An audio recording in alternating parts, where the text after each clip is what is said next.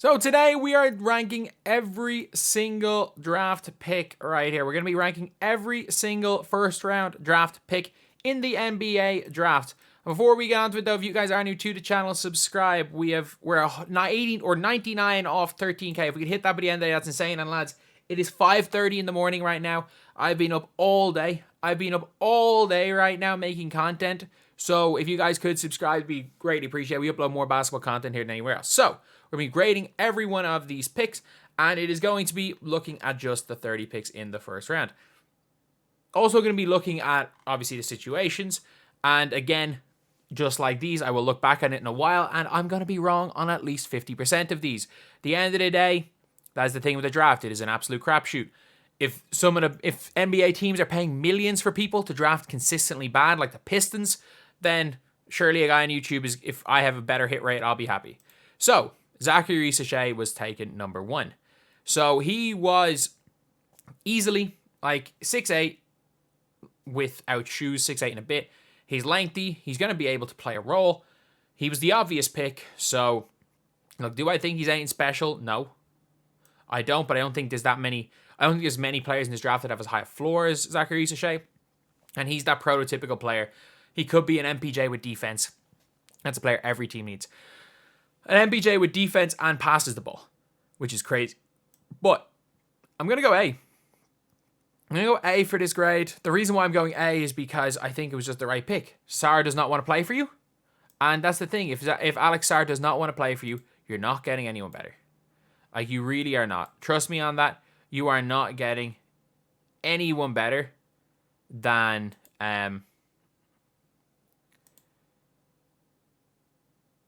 what's it? Than him. Let's be real. Number 2, Alex Sarr. Alex Sarr, I cannot unsee the fact that Alex Sarr looks like Caitlin Clark. I cannot unsee that. I'm sorry, I can't unsee it. That was going live during the draft. I can't unsee it. But Alex Sarr, look, he is 7 foot, 7'1", an athlete who has some of the highest upside in this draft. Don't know if he'll be able to shoot the ball, but he might be able to shoot the ball at some stage. And I think that's one of the big reasons why people are super, super high on an Alex Sarr. So, obviously, for me, Alex Sarr, again, an obvious pick. And I don't think you can really go anything other than A with, like, the obvious picks, because they didn't screw up. Then there's number 3, Reed Sheppard. And I don't hate Reed Sheppard. He's like 6'1.5". He has a shorter wingspan than me. I get it. He's got a 40-inch vertical. He's sneaky athletic. As I'm surprised the word sneaky athletic was not used during the draft today. I'm also surprised they didn't say he played. They might have said he played the game the right way. I don't know. Maybe it's the hair, but like he might be the least intimidating. I think it is the hair. He needs a haircut. He needs a haircut badly because this man does not look like someone who should be a 3rd pick in an NBA draft. At the same time, though, I'm not a big fan of him. 3 points in his tournament game. I know it's only 1 game. He'll fit in. He'll be fine. But as a 3rd pick in the draft, I'm going D for Reed Sheppard. I'm giving him a D, maybe a C, but I just think you could have traded down, gotten some assets, and picked up a player equally as good, if not better, than Reed Sheppard rather than keeping this pick. I don't like this one. Then there is Stephon Castle to San Antonio. And this it's a weird one because if I want to grade San Antonio's day as a whole, I would go D. But I'm not going to go D for Stephon Castle pick because I think he could be good. I just think that they're very reliant on a non-point guard to show things he didn't in college. They're very reliant on a guy who has not shot the ball well at any stage in his life to suddenly become a shooter. Like what he showed at UConn, the defense, he's going to be a really good NBA player, but I just don't know how good he's going to be as an NBA point guard right now, which is what they need because the other point guard they could have gotten, Rob Dillingham, they basically had a chance to make sure that if one of those two was good, they were sorted, but now they're putting all their eggs in Stephon Castle's basket for a pick 6 years down the line. Overall, I give them a D, but for the Stephon Castle pick, I don't hate it. I like Stephon Castle. I'll go B. I think it's a B pick in general. Then there is Ron Holland. And this is a problem when it comes to Ron Holland. I think Ron Holland is good. I really like Ron Holland as a player. I think he would have been a great pick 1 further down for Charlotte. I think Charlotte getting Ron Holland would have been a great pick for them. I think there are a lot of scenarios where Ron Holland could have been a really good player early in his career.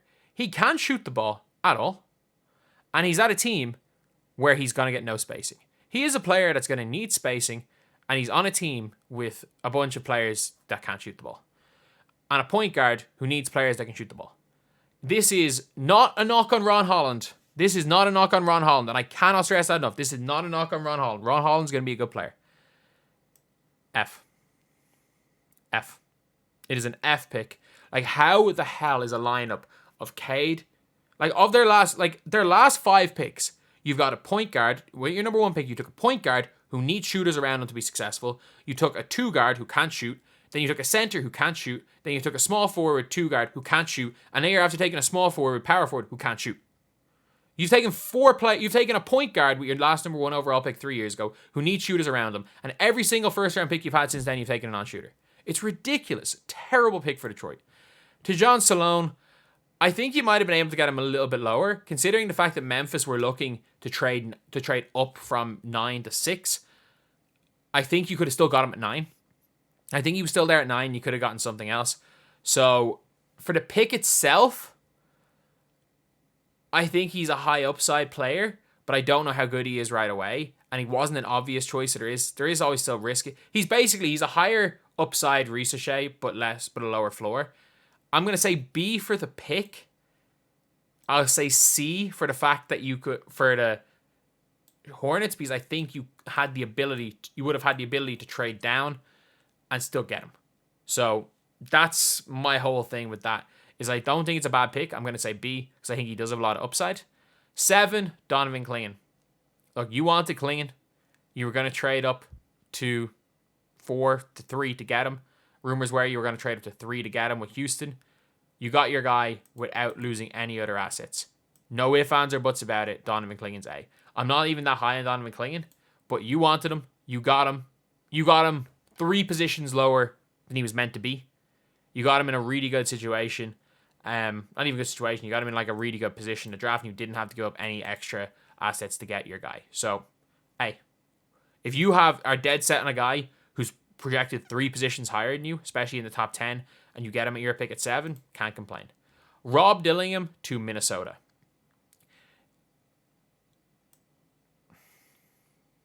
I really like this one. I like this one because if you're Minnesota, you have got a point guard who will learn from Mike Conley. Mike Conley is an extremely successful undersized guard. He's going to be learning from Mike Conley. He's going to be playing with Cat, maybe playing with Cat. He's going to be playing with Anthony Edwards. He's not going to have to do too much straight away. He's going to be able to use his playmaking. He's got unbelievable defenders around him, which will hide the bit of the deficiencies on defense. And he's got a mentor in Mike Conley. This is an unbelievable situation for Rob Dillingham. This is a guy who is going to be in Rookie of the Year conversations.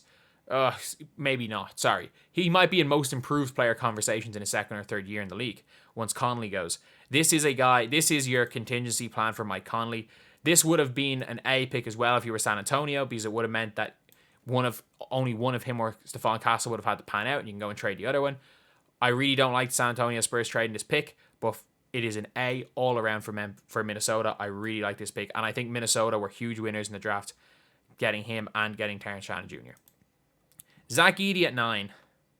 You see, Memphis, as I've said, I think I put Edey at 9, and everyone called me an idiot in one of my mock drafts, because my logic is Memphis have had major success with slow-footed bigs as a franchise, whether that be Gasol, Valanciunas. And I genuinely think that he is the most mobile 7'4" player, other than Wembanyama, who's just a freak. Big 7'4" player. Mark Eaton build, Yao Ming build. He's the most mobile of those guys we've ever seen. And I think Zach Edey, considering his improvement year on year, has been crazy. I genuinely think Zach Edey at 9. Is it a reach? Yes. But he fit a need. Would I have taken Khalil Ware over him? Yes. I think it's a reach. Because I like the pick. I think he's going to be good for them. But taking Zach Edey 9, I'm not going to go above a C. I'm not going to go above a C for taking Zach Edey 9, even though I don't hate the pick. I really don't hate the pick. I might maybe go B. And then we got the Utah Jazz taking Cody Williams. Look, he is a 6'7", 6'8", long wingspan wing who shoots a good percentage. Who shoots a very good percentage on low volume. He's not going to be the best creator, but he's going to come in and do something. A very much Danny Ainge pick. I'm surprised they didn't go with Matas Buzelis. I think it's a very solid pick. So for Cody Williams, I'm going to go B. Would have liked to have seen him draft to 12, but I'm going to go B. Then you've got Matas Buzelis at 11. This is a kid from Chicago. This is a guy who was delighted to be drafted by there. He wanted to be drafted by there. And this is a guy who is dead set on proving his haters wrong. He's dead set on proving his haters wrong. Like, massively dead set. So dead set that he blocked me on Twitter for saying that I didn't think he was a top 5 pick.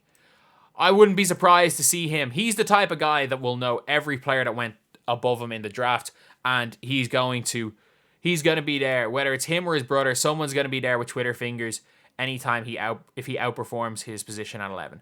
I thought he was going to go 5 to Detroit. I think he's 100 times better pick than Ron Holland to Detroit, to be honest. I don't know. I think they must have randomly just picked the wrong G League Ignite player. But I think he's going to be a really good player.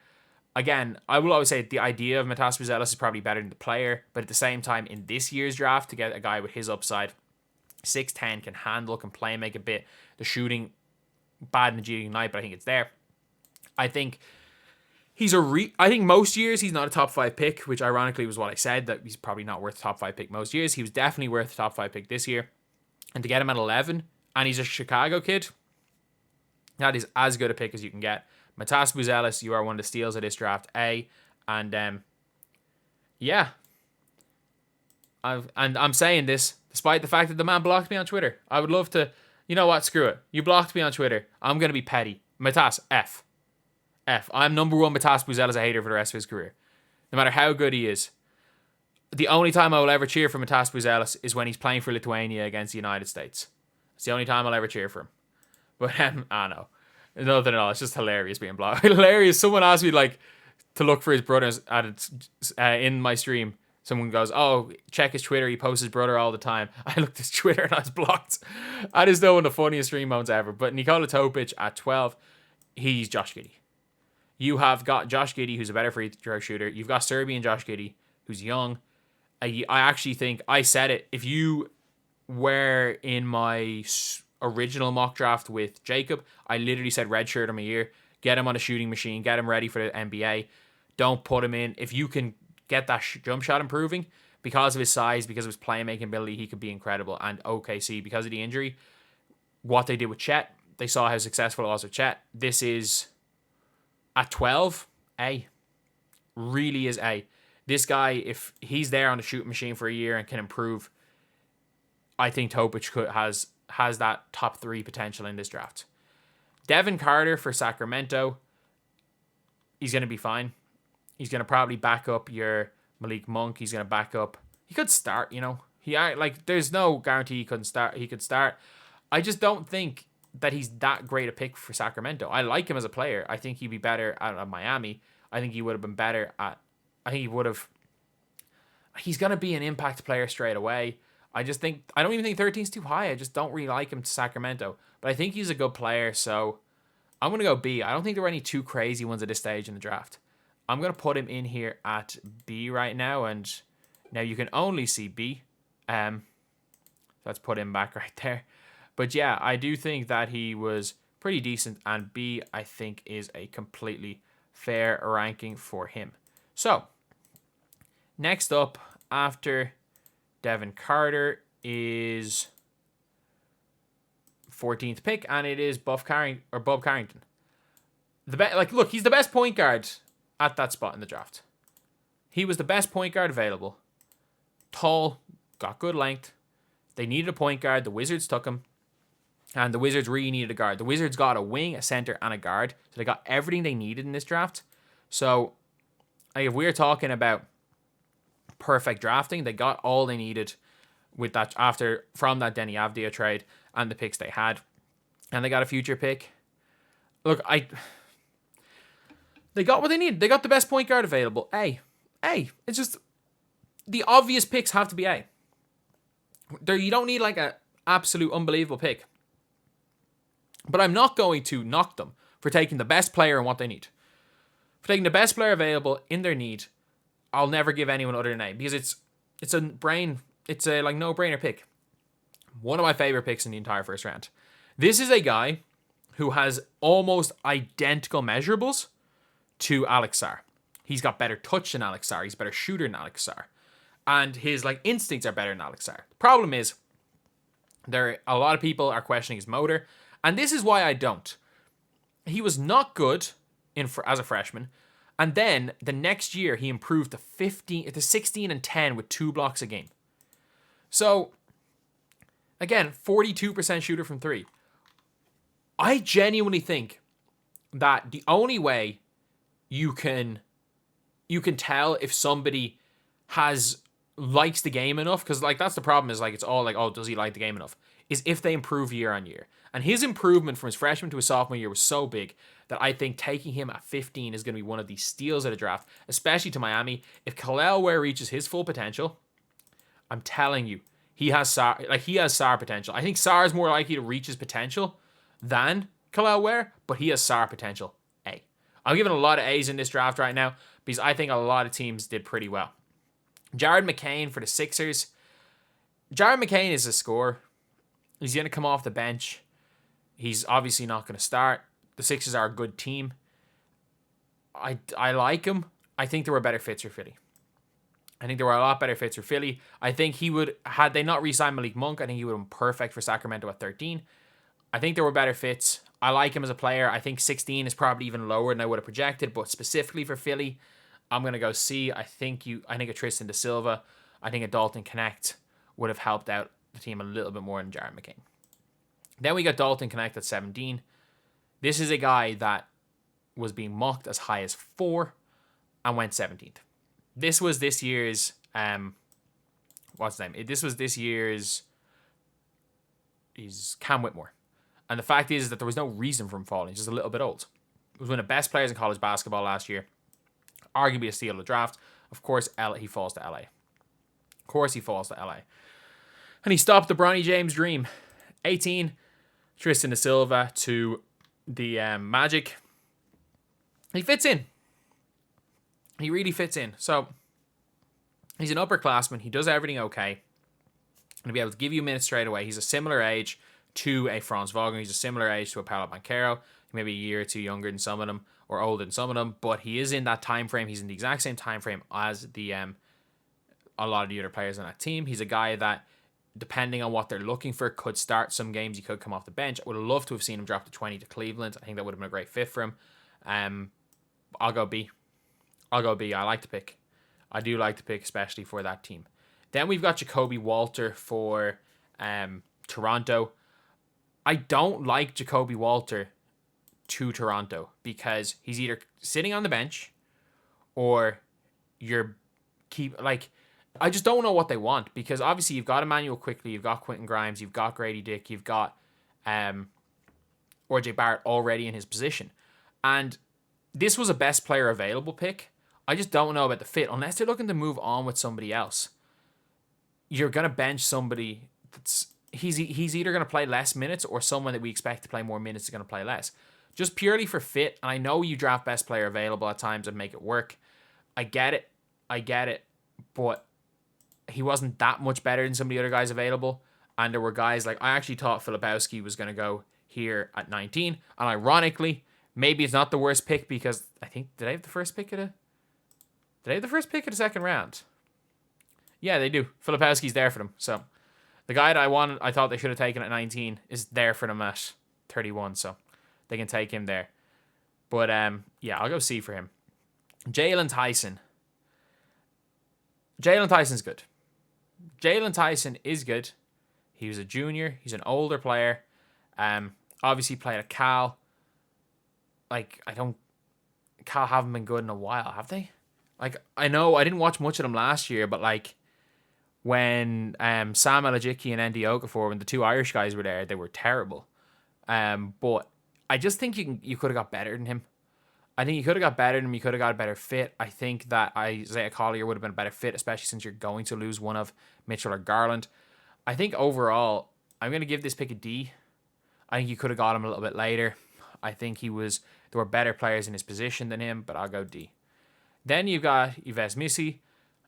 I don't like him with New Orleans because I don't see how he's going to be able to play with Zion. He's a non-shooting, he's a freaky athletic player. He was mocked here a lot. I don't see how he's going to fit with Zion Williamson. And for that reason, I'm going to go C. I think he's a good player. I think he might have been the best center available at that position, but I do think Filipowski's fit was a little bit better with Zion specifically and with the team they have. Then you've got Deron Holmes, and this is a pick that Denver Nuggets traded up for this pick. And look, Deron Holmes is a player that can spread the floor a little bit. He shoots the ball well. He's going to be able to play at the 5 when Jokic is off the floor, and he's going to be a huge upgrade at that 4 or 5 position. He's good. He's really good. And like, this is a guy that I was thinking he could have went higher, he could have went lower, but I actually think this is a really, really good pick for Denver. They traded up for him. I don't think it's an A pick, but I'm going to say B. I'm going to say B. I do like this pick for Denver. Then we've got AJ Johnson. This guy would have been there at 33. They took him at 23.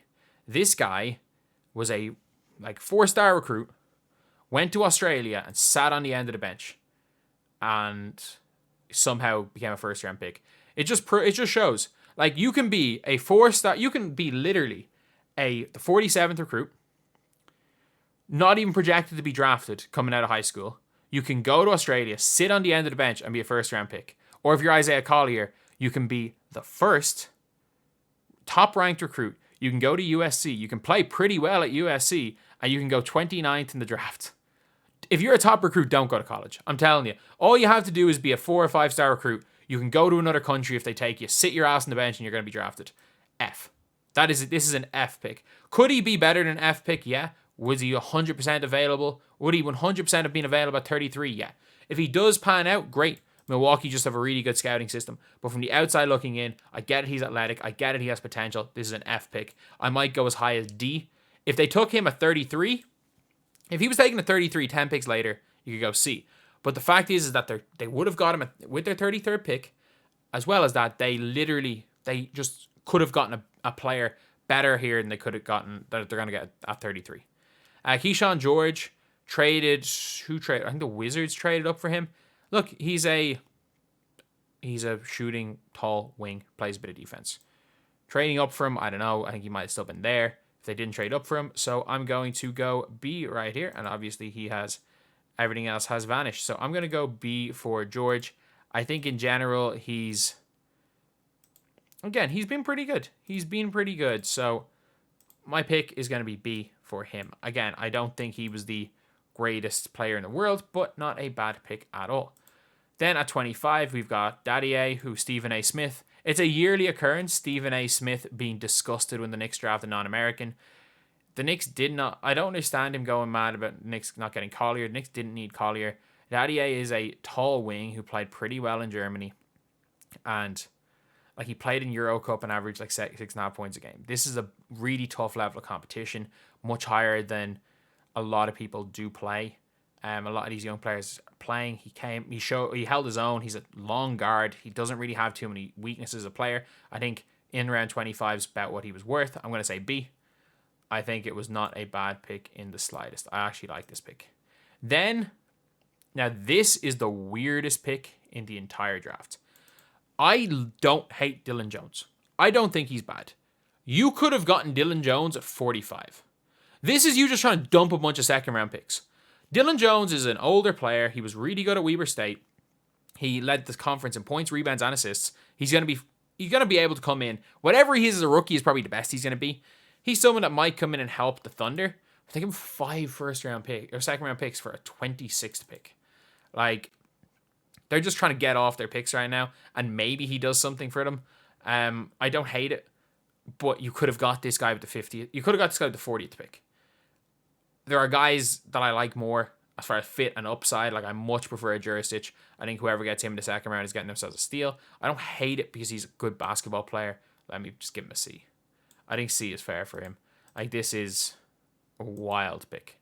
Then Terrence Shannon Jr. for Minnesota. Look, you got a 27, a guy who is without question, a top 16, 17 pick if the off-the-court stuff doesn't happen. He is one of the steals of this draft. He's one of the most NBA-ready players. And Minnesota, after Rob Dillingham and Terrence Shannon Jr., go take your A. You are one of the winners of this draft. Minnesota, man, unbelievable draft. Ryan Dunn to the Phoenix Suns. So Ryan Dunn is the best defender in this draft. He might be the worst shooter I've ever seen. Like, I'm sorry, I could get similar numbers in shooting drills shooting with my left hand as Ryan Dunn can. And he's a first round pick in the NBA draft. But he's the best defender in the draft. He's one of the best defenders in a while. He has one of the most broken jump shots I've ever seen. He's one of the most broken jump shots. He does not fit whatsoever with Phoenix. Phoenix needed a point guard or a center, and they drafted a wing when their entire teams are wings. I like Ryan Dunn, but I've said it about Ryan Dunn. In the right situation, this guy can be a really effective player. Ironically, if he was at Denver, he could have backed up Aaron Gordon. And with his athleticism, with his defense, and he could have played in that dunker spot with Jokic and been good. Denver, if he was at Denver, I would say this is not a bad pick. But he was picked by one of the teams that I really don't like him. Because I like Ryan Dunn as a player, I'm going to give it a D. But I think Ryan Dunn, I would have given this an A if this was to New York. If this was to Milwaukee, probably a B. If it's to Denver, I would have probably given it a B. But specifically to Phoenix, just like the situation with Ron Holland, I don't hate Ryan Dunn. I hate that the Phoenix Suns draft him, especially when they don't need him. He's just going to sit his ass on the bench. Isaiah Collier at 29. If this was another team but Utah, I'd be a lot higher. I don't know what his... Again, he was good in college. I don't understand how he dropped so much, but there were picks before that. Like, teams don't really need point guards. He's 6'3". He's a strong guard. He's good, man. He's good. And to get him a 29, A. Like, you're getting a guy that is a top 15 level. Like, he might have been a lottery pick in a different year. I don't know why he fell so much. I really don't. 29, that is a great pick. And then you've got Baylor Sharman for Boston. Look, he's going to be fine. He'll play a role. He'll shoot the ball. He's someone that you just know is going to be good in Boston. If this was, again, this is a situation where if this was a different team, you might be looking at D. Actually, no, it's probably harsh. You're probably looking at C if this is a different team. But it's probably an A fit. He's probably a C player, but an A fit. So I'm going to go B. So anyway, yeah, that is the ranking of all the rookies. Thank you guys for watching. Please like, comment, and subscribe.